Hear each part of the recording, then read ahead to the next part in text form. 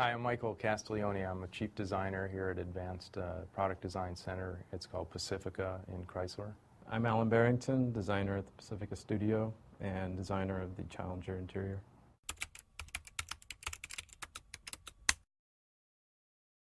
The mind's eye was a question that came out by Tom Tremont, who was our VP of Advanced Design at the time. We thought it was a great question because he asked, what I'd like this thing, my vision of it on the show stand would be the mind's eye of the original Challenger. And what he meant by that was all the best elements that you remember. Sort of like when you think of the car, you reminisce on it. You remember the simplicity and the basic lines and the hunched rear fenders and the power and the Hemis. But you kind of forget about the fit and finish not being really great, the tire to body not being really great, and a few things that are a little bit quirky about the original, mostly because technology has changed in cars. So we kept that in mind as we sketched on it the whole time, that this sort of iconic, perfect vision of the car becoming the final car. It should be more than just a Challenger badge on the car that tells you it's a Challenger. I think you should look at it and you should know that exactly that it's a Challenger. And one of the goals that I personally had on the car is I really wanted the Mopar enthusiast guys to love it. I wanted them to look at it and say, man, that is the car that I want. It's got the modern amenities with the old kind of spirit. And that I thought was really important. I wanted to make those guys proud, which was a pretty heavy weight to carry, but I think we pulled it off.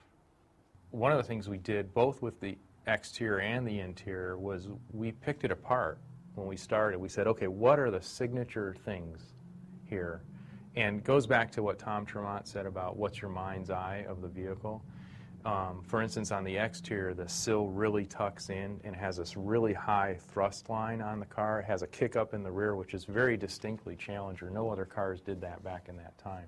There's a lot of similarities in pony cars and muscle cars to the basic silhouette, but Challenger kind of owned that kick-up line, so that had to be there. I also like the wheel a lot because it's a complete departure from the old heritage wheels.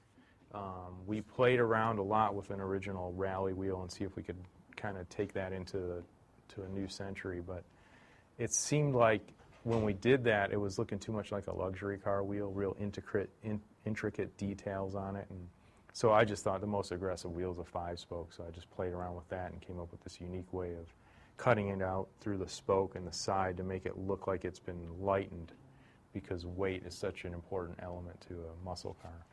Part of the 5-spoke is that there's a lot of negative space, so you're able to sort of play up the brakes, which communicates in a muscle car performance, which is kind of, to the core of what a muscle car is.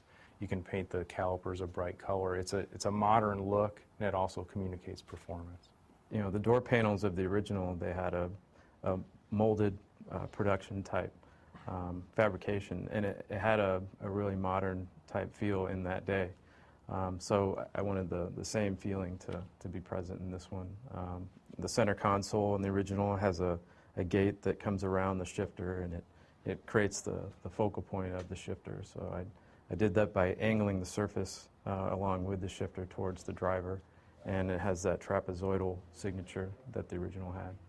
I think there's just been so many bad replica wood things in cars these days that it's just not taken as seriously, and sometimes it takes a car a little more in the luxury direction than a performance direction. So again, to keep this as serious and performance-based as possible, we went with the metals and leathers and rubber and those things.